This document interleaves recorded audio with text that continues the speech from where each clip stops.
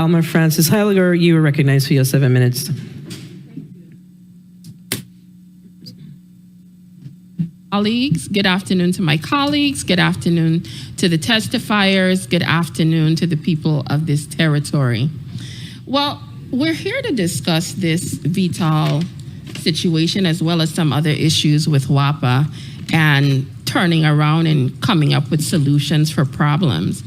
I want to read some excerpts quickly from the Inspector General's report that my questions are going to directly come from.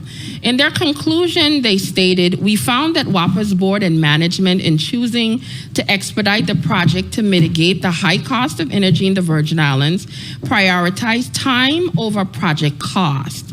Specifically, they agreed to forego detailed engineering plans, which would have delayed the project by 2 years.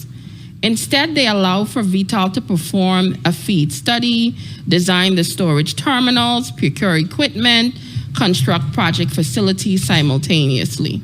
Another excerpt, "WAPA's management did not follow WAPA's established procedures for contracts and change orders. In addition, WAPA's contract negotiations lacked transparency." We also had, as a result of the project total cost, it exceeded $200 million, including the board's construction cost limit of $160 million, $10,228,191 in other professional services rendered to bring the project to a substantial completion, $31,613,305 in operations and maintenance fees, $138 in accounting fees, and $202 million for truck rack systems. The last part I wanted to read, additionally, $92 million in change orders were not approved, and over $2 million were paid for professional services without board approval. Further, WAPA was left with 3 of 5 converted units to burn LPG. WAPA invested $10 million to convert 2 units that were removed from service. And WAPA incurred over $43 million in rental costs for units that could not burn LPG. This is what I need to find out about. Because based on the Inspector General, a whole lot went wrong. Not a little bit, millions of dollars went wrong. So I'm trying to understand, first and foremost, what is the role of the board when it comes to approving things? And based on this Inspector General's report, them stating that millions of dollars wasn't approved, so how was the money paid out? If the board, whose responsibility it is to approve these things, didn't do it? Thank you for the question, Senator. And I can speak very firmly from the current board configuration. Unfortunately, I cannot speak to the processes of what happened during the time of the said decisions that you referenced prior. I can say that from the current board standpoint, and if you are privy and when you join or participate in the current board meetings that we have put a high level of criticality on, one, ensuring that any contracts that are presented to the board, that they are vetted for legal sufficiency, both from our board counsel. That was something when I first joined the board, we did not have board counsel, and through the advocacy of some of our board members, I would say more specifically. Okay. So according to what you're saying, this board doesn't know what happened and they're not being held accountable. I get it. When it comes to Mr. CEO, how are you, Mr. Smith? You came into a situation where a report has been generated that is telling you that quite a bit of things happened prior to you coming there that is still lingering because it's still a problem in WAPA right now. What are some of the things that you have done to potentially mitigate a repeat of these things happening? And what have you done so far in investigating, or have you done an investigation to see what could be done if any of these things potentially are criminal acts? Because when you are telling me that quite a bit of things were approved, nobody I'm hearing is being held accountable, something is severely wrong when the only people taking on the brunt of these costs are the consumers to absorb those costs because of severe activities, whether criminal or otherwise, that's happening within WAPA. So as Director Fleming mentioned, there has been an extensive, prior to my arrival, an extensive reworking of for example, the contract approval process within the Water and Power Authority. All contracts have to go through legal review. We have a contracts group who oversees the sufficiency of the documentation around contracts. Depending on the dollars involved in the contract, there are various levels of approval that the contracts have to go through, and in a lot of instances require multiple levels of approval. So that's different, as I understand it, from what was done in the past. Well, quick question. 1 minute, 30 seconds. Oh, I'm running out of time.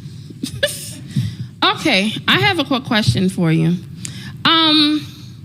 One of the things that you mentioned is that you guys are absorbing cost, and you also said you guys don't have a lot of money. Now, we heard that GRS came and said that employees' funds were taken out of their checks and not being paid. Now, I want to ask a couple of questions. Do you withhold funds from employees' paychecks for the purpose of paying debts on their behalf? I need direct answers because hearing it from GRS, that's hearsay. I need to know directly what's happening within this institution. So prior to my arrival, all remittances to GERS were being suspended by the Water and Power Authority. We have resumed the employee withholding remittances to GERS. So that is happening. We are also making supplemental payments to GERS to correct these the past are only dues. yes or no from me because I'm running out of time. So you guys were taking out paychecks monies on behalf of the employees. Second question, has there been any instances where you have withheld funds and not paid it over? So you just said you're doing it. That did happen. 30 seconds. But also you're saying you're making payments for those instances. Okay. I need to know, when you guys kept the money, where did the money go? Did it go into an account? Did you put it into your general fund? Did you use it? What exactly happened to the employees' money? It was used to pay other bills. Time. So you used it to pay other bills. Madam Chair, could I finish up my line of questioning? Well, what I actually wanted to read to you guys, because I had several constituents contact me very angry. I had one particular constituent that went to go refinance their home, and they only found out last month that when they went to go and refinance their loan for their home, that their monies were being deducted and had not been paid for almost a year, to the tune of almost $17,000. And that's just one employee. So I'm thinking to myself, if this was a private institution and you were deducting employees' monies and not paying it where it was supposed to go, what would that be called? What would that be called? Are you aware? No, I'm not. Well, I'll tell you. It's called embezzlement. So based on our Virgin Islands Code, whoever being a trustee, banker, merchant, broker, attorney, agent, assignee in trust, executor, administrator, or collector, or person otherwise entrusted with having in his or her control property for the use of another person fraudulently appropriates it to any other use or purpose not in the due and in lawful execution of his trust of securities, it with fraudulent intent to appropriate it to such use or purposely is guilty of embezzlement. So basically what y'all are saying to me, that your financial team or whoever made this decision decided to take the employees' money, don't pay it for their loans, anything that they signed paperwork to tell you transfer this money to.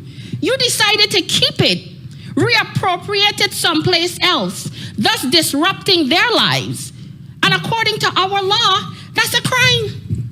And I'm asking you, Mr. CEO, what is being done to explain to me as a representative of those people as to how you're going to not only fix it, but who is going to be held accountable for making decisions to commit crimes within WAPA?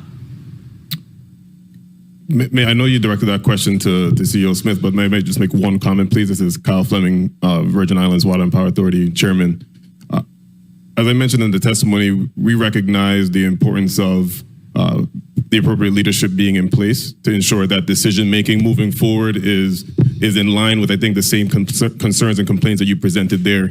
Since CEO Smith has been in place, the remittance of those funds has been already corrected? Sir, I appreciate that. I'm asking you what is being done to deal with the fact that a crime was committed. You telling me you paying it back after the fact doesn't mean the crime didn't happen. Senator, we have to wrap up. I appreciate it. So I just need a direct answer as to what is being done specifically as to dealing with individuals or whoever made the decision to do this and how it's not going to happen again. Thank you, Madam Chair. Do you want to speak to that? Do you want me to? That's an internal operational question. So the CEO should be answering that question. So as Director Fleming mentioned, the process has been stopped. Step one was to stop that process. In terms of going back and doing a postmortem, that has not been undertaken yet, but certainly is something that we will look into. You're recognized for your 3 minutes. Good afternoon again to my colleagues. Good afternoon to the testifiers and the people of the territory. I would like to know, Mr. Smith, CEO, do you have or anyone on your team could assist me with giving me numbers as it relates to lawsuits that you guys have been involved in for breach of contract? And how much funding have you spent on these, let's say, for the last 5 years? I'd have to ask Attorney Sinclair if she has that information handy. Thank you. Yeah.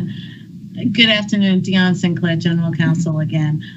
Senator, if you can indulge me, I just have to take a little bit of time and get that. I'll move along and then you could answer at the end of my time.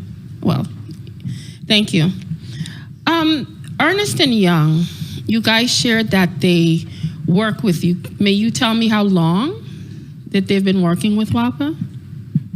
The Ernst & Young team has been engaged with the Water and Power Authority since December of 2017 through an engagement with FEMA. We became a client of Ernst & Young approximately 2 months ago. Okay, 2 months. Okay. One of the things I would like to know, when it comes to customer service, that is something that I get quite a bit of calls from constituents having issues with customer service at WAPA. I am very traumatized to call your organization because of the constant redialing and trying to push numbers to get to the right location. I literally remember one day I was calling for some assistance and I was on the phone with someone else and it was 3 hours before I got someone. Has that issue improved in regards to your customer service in assisting the public? Excuse me. Customer service remains a challenge for us. I would be remiss if I said anything otherwise. One of the things that we've talked about sort of organizational structure and turnaround. One of the things that we're in the process of is redesigning and reorganizing how our customer service functions. It needs to be elevated to a much higher level in the organization. It needs to have, a single point of focus leading that effort. I made comments earlier about identifying the problem in order to identify the solution. And I don't disagree if somebody says, well, customer service isn't, as good as it could be. 30 True. seconds. The question is why? When we figure out why, then we target a solution. Well, do you have a time frame as to trying to figure this out? Because this has been an ongoing problem for years. So if you're deciding to have strategic planning, there should be identified like, okay, we're going to attack this and finalize this over the next 3 months, 6 months. What is your final number to get this fixed? Customer service will be addressed over the next 12 months. All honesty with the body here, it likely is not solved in the next 12 months. So we will see significant improvement because we have to address the existential issue of the authority's operating cost versus its rates first. But customer service will absolutely be part of our focus. Okay. Well, thank you. May I just close? Yes, Senator, your time has been called. Thank you. Well, I would like to say quickly that I do appreciate the candid responses, but if to say that I am happy, I would say I do appreciate the work that the individuals at the institution is doing, but I am very disappointed as to the progress or lack thereof that we're making. I would like to see some traction when it comes to dealing with the employees and having their monies that was stolen from them, and make sure that they're put back where they're supposed to be. And I would like to get some information as to who authorized that, because those type of things should never happen, whether in the private sector or in the governmental sector. Thank you so much, Madam Chair. Thank you, Senator Francis Heyliger.